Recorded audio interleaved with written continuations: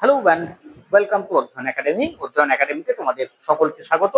আজকের এই শর্ট ভিডিওতে আমরা আলোচনা করব কন্ট্রোলার অফ সয়েল, অর্থাৎ কোনো এক জায়গায় যখন মাটি তৈরি হয়, এই মাটি তৈরির জন্য কিছু নির্দিষ্ট নিয়ন্ত্রক থাকে, যারা কোনো একটা পার্টিকুলার অঞ্চলের যে মাটি, কোনো একটা পার্টিকুলার অঞ্চলের সয়েল সিস্টেমের উপর নিয়ন্ত্রণ করে। তারা কারা? তারা হলো দ্য ফাংশন অফ সিএল ও আর পি টি।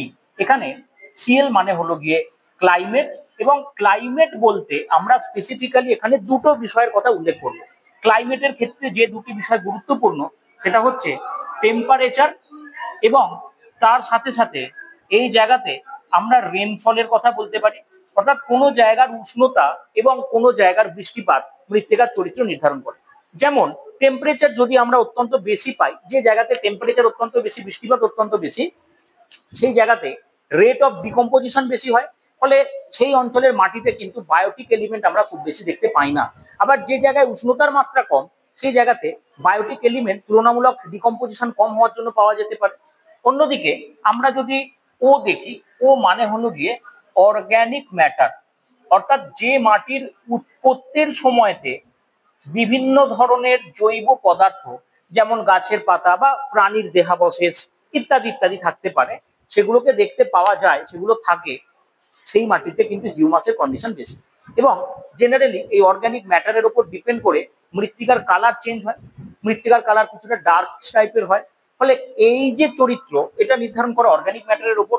নেক্সট আমরা যেটা বলবো, এটা দ্যাট ইজ রিলিফ ফিচার, অর্থাৎ কোনো জায়গার ভূমির চরিত্র কেমন, ভূমির ঢাল কেমন ইত্যাদিকে আমরা বলতে পারি। যেমন ধরে নেওয়া যাক যে কোনো একটা পার্টিকুলার অঞ্চলেতে আমরা যদি এরকম ঢাল দেখতে পাই, সেই জায়গাতে সয়েল যে ডেপথ বা সয়েল প্রোফাইলের যে ডেপথ সেটা, এবং কোনো একটা ফ্ল্যাট টেরেন বা ফ্ল্যাট রিজিয়ন মোটামুটি ভাবে এই জায়গাতে তৈরি হওয়া সয়েলের ডেপথ, তার মধ্যে কিন্তু পার্থক্য থাকে। কেন পার্থক্য থাকে? তার কারণ হচ্ছে এই জায়গায় মৃত্তিকা তৈরির সময় যদি কোনো ধরনের ভূপ্রাকৃতিক পরিবর্তন ঘটে বা যে কোনো ডিস্টারবেন্সের কারণে এই জায়গাতে মৃত্তিকার গভীরতা কিন্তু খুব একটা বেশি হতে পারে না। অন্যদিকে এই জায়গাতে যেহেতু ঢাল কম, ফলে মৃত্তিকা তৈরি হওয়ার সময় তার গভীরতা বেশি হওয়ার সম্ভাবনা থাকে, এবং এই জায়গাতে আমরা কাইন্ড অফ ম্যাচিওর সয়েল দেখতে পেতে পারি। ফলে এটাও একটা নিয়ন্ত্রণকারী শক্তি হিসাবে বলা যেতে পারে। অন্যদিকে আমরা যদি পি এর কথা বলি, পি মানে হচ্ছে প্যারেন্ট মেটেরিয়াল, অর্থাৎ মাতৃশিলা স্তর, যেখান থেকে ওয়েদার্ড হয়ে গিয়ে কোনো একটা সয়েল তৈরি হয়। তাহলে প্যারেন্ট মেটেরিয়ালের যা চরিত্র থাকবে, তার যা মিনারেল কম্পোজিশন থাকবে, based on that mineral composition আমরা পাবো সেই জায়গার মৃত্তিকার চরিত্র। And next but not list, T for time.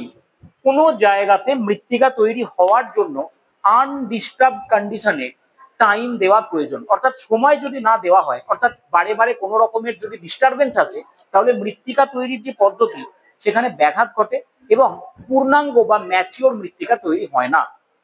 এই নিয়ন্ত্রকগুলির সাহায্যে কোনো একটা অঞ্চলে আমরা প্রমিনেন্ট মৃত্তিকা দেখতে পাই।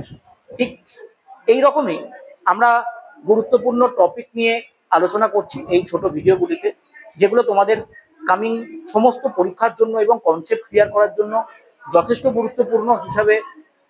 এবং এটা জানার জন্য, এই ধরনের ভিডিও আরো পাওয়ার জন্য আমাদের অধ্যয়ন একাডেমির অফিসিয়াল ইউটিউব চ্যানেলে চোখ রাখতে হবে, এবং টেলিগ্রাম চ্যানেলে যুক্ত হতে গেলে নিচে দেওয়া লিঙ্কে, কমেন্ট সেকশনে থাকা লিঙ্কে তোমরা অবশ্যই যোগাযোগ করবে।